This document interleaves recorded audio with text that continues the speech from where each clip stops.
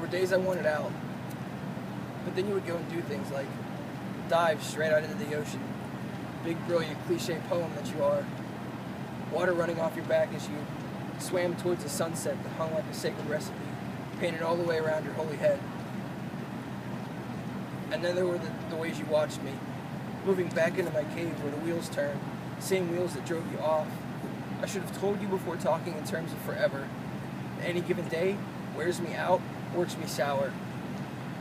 There are nights when the sky is so clear that I stand obnoxious underneath of it, begging for the stars to shoot me, just so I can feel at home. All that is left of you now is a shrine, built from the pieces I kept of your presence, your incredible stretch of presence.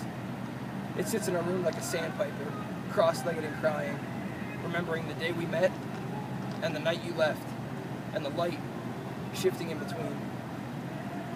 Beside it sits a picture of the poem I wrote, promising you will never have another lonely holiday. The words I promise and forever beg me not to use them, but sometimes I don't listen to God, so you can imagine how much it hurt to let your last birthday pass without word. But on August 27th, you weren't the only one coming up lonesome.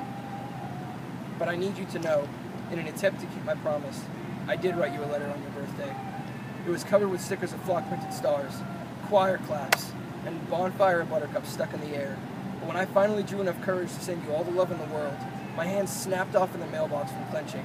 It was returned to me with a gospel stitch, a hope stamp, and a note etched inside the palm I had to pry open with the pressure of pitching doves reminding me. We agreed to let each other go.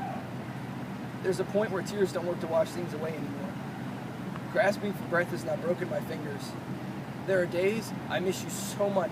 I wish for the airplane to crash with just enough time in the free fall for me to scribble I love you across my chest. So when they find my burning breastplate, they will tell you the last thing I did with my life was call out your name. Stacy Elizabeth Seidler. I know your mama didn't raise a sissy, so it's best if I believe you've bounced back and been born again, but baby, in the bottom left corner of dreams, in the dark spot where it gets windy and hollow, I can still see you flailing, eating knuckle cake, full torque and tender, heart beating from being put under, feet bleeding from bracing for endings, tongue dying to curse forever because promises, they murder us backwards and people like me don't keep them. And yeah, we all deserve absolution, especially you and Faith. You've got the same hunger punch, the same song, still rising off the water train that's running through the laws of a moon dead set on daylight, pulling marbles from the trees, of a love not scared to make no sense and man enough to see the same devastating reasons for living this life, my giant, saint, everything, forever. I promise you, these words have now buckled my lips so far back to the beginning that I am now only allowed today. So with my snap-chested heart sprang fully flying, sending out the birds, today I stopped believing in words.